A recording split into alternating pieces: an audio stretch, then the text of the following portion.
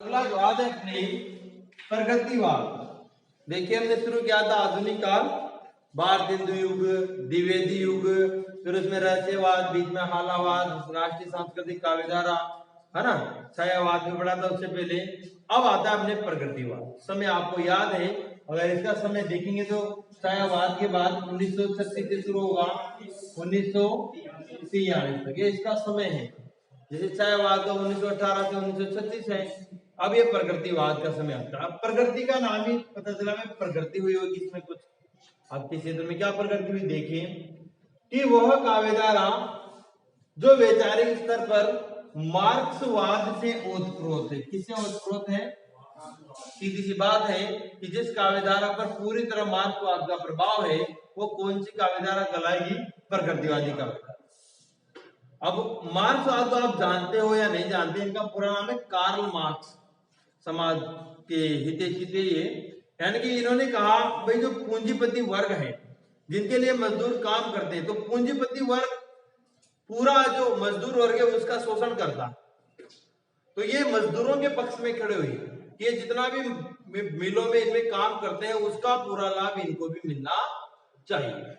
ये इनका मार्क्सवाद था। समाज में इनके पूंजीपति वर्ग को, मजदूर वर्ग का जो शोषण करने वाले थे, उनके खिलाफ इन्होंने आवाज उठाई। जो पूंजीपति वर्ग थे उनके खिलाफ, उनके नाम से क्या चल गया? वो मार्क्सवाद चल गया। तो आपने देखा होगा कई सारे ऐसे रचनाकार है जिन्होंने ऐसी रचनाएं लिखी है जो पूंजीपति वर्ग के खिलाफ थी उस समय। तो वो सारी रचनाएं किसमें आएगी? प्रगतिवाद में।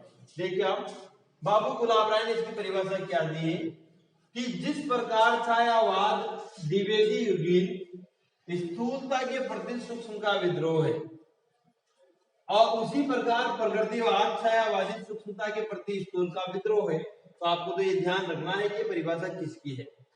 बाबू गुलाब राय की। छायावाद द्विवेदी युगीन स्थूलता के प्रति सूक्ष्म का विद्रोह, और यहाँ उल्टा कर दिया, प्रगतिवाद छायावादी सूक्ष्मता की। यहाँ देखो सूक्ष्मता पहले था, कहा गया? हाँ, स्थूलता के प्रति सूक्ष्म का, और यहाँ सूक्ष्मता पहले आ गया, यहाँ बाद में था पहले।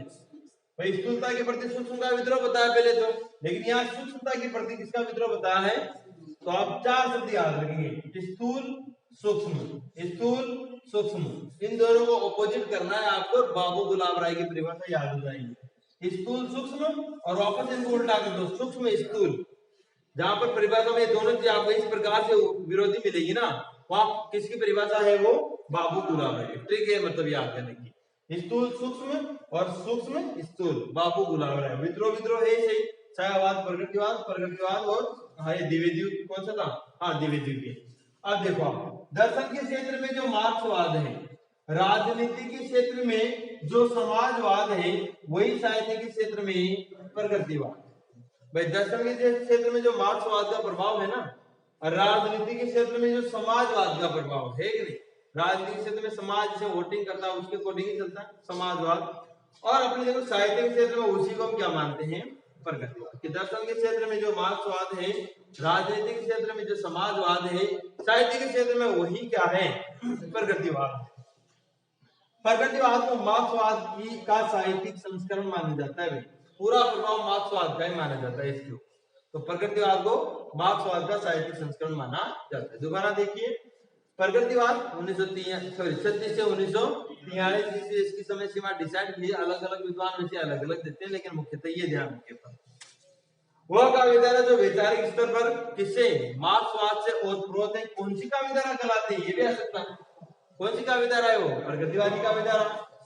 जिस प्रकार छायावाद द्विवेदी युगीन सूक्ष्मता के स्थूलता के प्रति सूक्ष्म का विद्रोह है, उसी प्रकार प्रगतिवाद छायावादी सूक्ष्मता के प्रति स्थूल का विद्रोह है। यह परिभाषा किसकी है? बाबू गुलाब राय की। दर्शन के क्षेत्र में जो मार्क्सवाद है, राजनीति के क्षेत्र में जो समाजवाद है, साहित्य के क्षेत्र में वही क्या है? यहाँ का निशान दे देगा, क्या है? वही प्रगतिवाद है।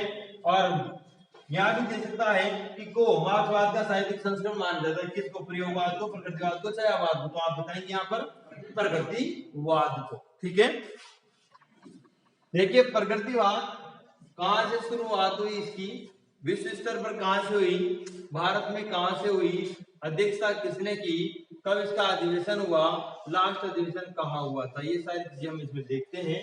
तो देखो प्रगतिवाद, तो सबसे पहले आता है कि विश्व स्तर पर प्रगतिवादी काव्य आंदोलन का आरंभ हुआ था 1935 में। कब हुआ था? 1935 में। और कहा हुआ था? पेरिस में हुआ था। विश्व स्तर पर प्रगतिवादी काव्य आंदोलन की शुरुआत 1935 में पेरिस में हुई थी और वहां एक संगठन बनाया था, प्रगतिशील लेखक संघ।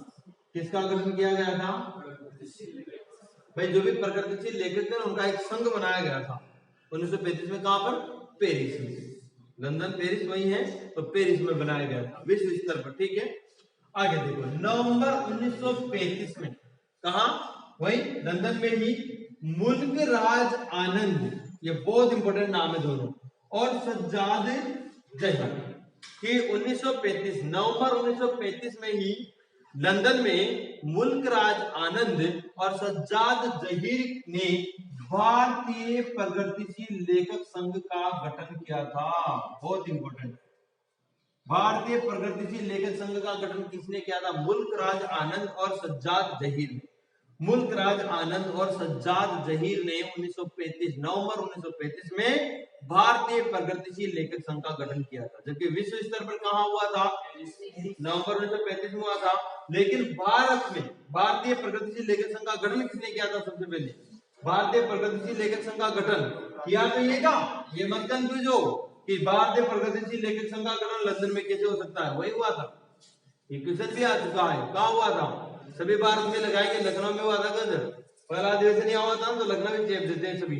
नहीं, पहला इन्होंने जो गठन संघ लेखक संघ का गठन किया था वो वहीं पर किया था, लंदन में। और कौन कौन थे वो? मुल्क राज आनंद और सज्जाद जहीर। मुल्क राज आनंद और सज्जाद जहीर। आगे देखो, इस संघ का प्रथम अधिवेशन 9-10 अप्रैल 1936 को मुंशी प्रेमचंद की अध्यक्षता में लखनऊ में आयोजित हुआ था। Very important. इस संघ का पहला अधिवेशन, इस संघ का कौन से संघ का? भारतीय प्रगतिशील लेखक संघ का पहला अधिवेशन कब, कहां, किसकी अध्यक्षता में आयोजित हुआ था? तो 1936 में। कहा?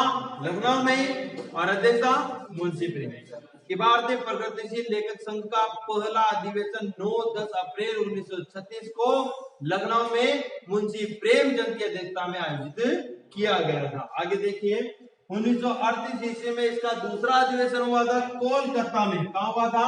कोलकाता में। और उसकी अध्यक्षता की थी रविंद्रनाथ टैगोर ने। किसने की थी?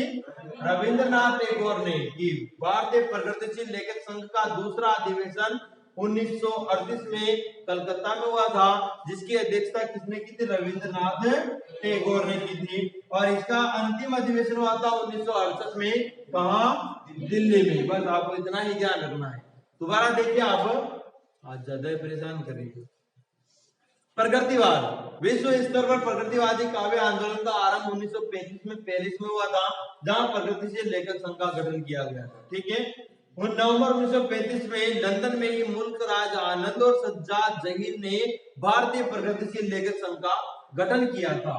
इस संघ का प्रथम अधिवेशन 9-10 अप्रैल 1936 को मुंशी प्रेमचंद की अध्यक्षता में लखनऊ में आयोजित किया गया था। इस संघ का दूसरा अधिवेशन 1938 में रविंद्रनाथ टैगोर की अध्यक्षता में कोलकाता में आयोजित हुआ था और इसका अंतिम अधिवेशन 1968 में दिल्ली में आयोजित किया गया। ठीक है।